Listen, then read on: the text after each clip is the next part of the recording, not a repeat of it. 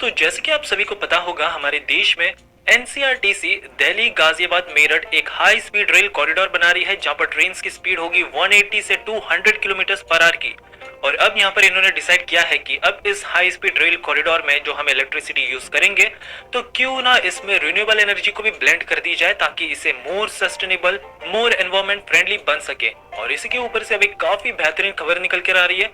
दरअसल हाल ही में एनसीआरटीसी ने एक एमओयू को साइन किया है with solar energy corporation of India या फिर एससीसीआई। अब ये जो एमओयू साइन किया गया है, इसका मकसद होगा टू एक्सप्लोर वेरियस पॉसिबिलिटीज या फिर जो भी अपॉर्चुनिटीज निकल कर आती है in electric, then hydrogen based economy या फिर कोई भी दूसरा alternative source of fuel and energy. वैसे एनसीआरटीसी भी अपनी एनर्जी मैनेजमेंट पॉलिसी के तहत वो मैक्सिमम यूज करना चाहती है ब्लेंडेड रिन्यूएबल एनर्जी का, जैसे कि सोलर, और स्पेसिफिकली यहाँ पर सोलर को ही काफी ज्यादा महत्व दिया गया है। और अब एनसीआरटीसी के ये गोल को अचीव करने में हेल्प करेगी यहाँ पर एससीसीआई। अब सबसे पहला तो इनका टारगेट होगा कि जो भी इलेक्ट्रिसिटी जनरेट की जाएगी उससे काफी ज्यादा अफोर्डेबल रेट्स में दिया जाए, ताकि इसे और ज्यादा सस्टेनेबल, लोगों के पॉकेट पर ज्यादा हैवी ना कर दिया जाए। इसके अलावा ये कॉरिडोर एक मिसाल के रूप में उभर कर आए, ताकि जो भी हमारे फ्यूचर कॉरिडोर्स होंगे, तो उन सभी कॉरिडोर्स में हम काफी एक्सटेंसिव कॉर्पोरेशन के तहत सोलर एनर्जी को ब्लेंड करें। और जाहिर सी बात है, एनसीआरटीसी का अब ये मूव न केवल इलेक्ट्रिसिटी की कॉस्ट को सेव करेगा, बल्कि कार्बन एमिशन को होने से भी काफी ज्यादा बचाएगा। इसके लिए अब एनसीआरटीसी का ऐसा प्लान है कि वो 40% की जो भी इनकी टोटल रिक्वायरमेंट होगी इस दिल्ली मेरठ आरआरटीएस कॉरिडोर की, वो अब पूरी तरह से प्योरली रिन्यूएबल एनर्जी से ही जनरेट की जाएगी। इसके अलावा सोलर की अगर स्पेसिफिकली बात करें, तो इनका टारगेट है कि एटलीस्ट हम 10 मेगावाट के renewable energy solar panels install करेंगे।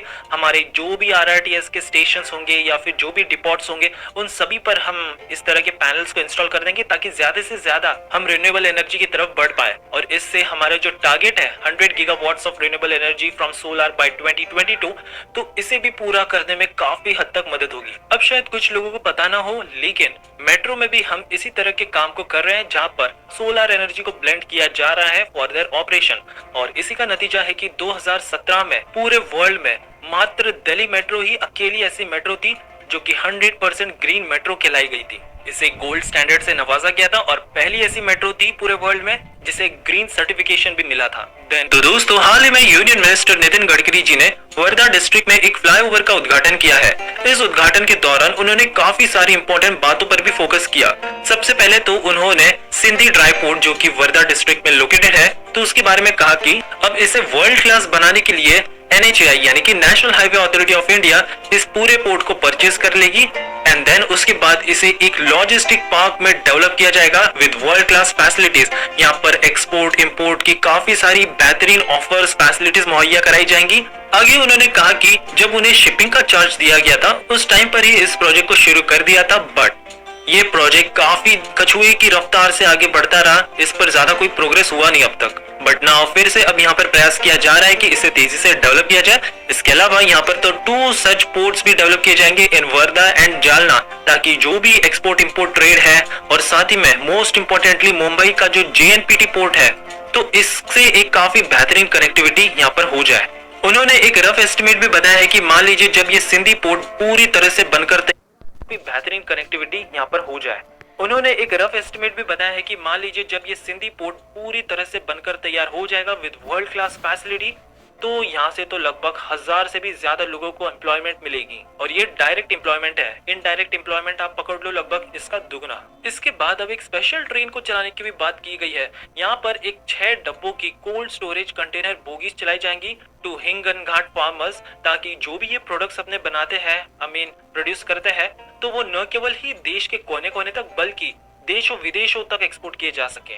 उन्होंने बताया कि हमने तो 20 कंटेनर दुबई को और 7 कंटेनर कनाडा को एक्सपोर्ट किए हैं फ्रॉम वर्धा, जिसमें फार्मर्स द्वारा प्रोड्यूस किए गए वेजिटेबल्स और भी कई सारे प्रोडक्ट्स शामिल थे। सो अगर एग्रीकल्चर मार्केट प्रोड्यूस कमेटी यानी कि APMC और साथ में जो भी वहाँ के लोकल लीडर्स हैं, वो सभी मिलकर एक साथ आ जाए और प्रमोट करना शुरू कर दे फार्मर्स द्वारा इस तरह के प्रोडक्ट्स की, तो हम इसे और बेहतरीन ढंग से ग्लोबल स्केल तक ले जा सकते हैं। बिकॉज टेक्नोलॉजी आज के समय में हर दिन काफी एफिशिएंट और बेहतरीन ढंग से इंप्रूव होती जा रही है।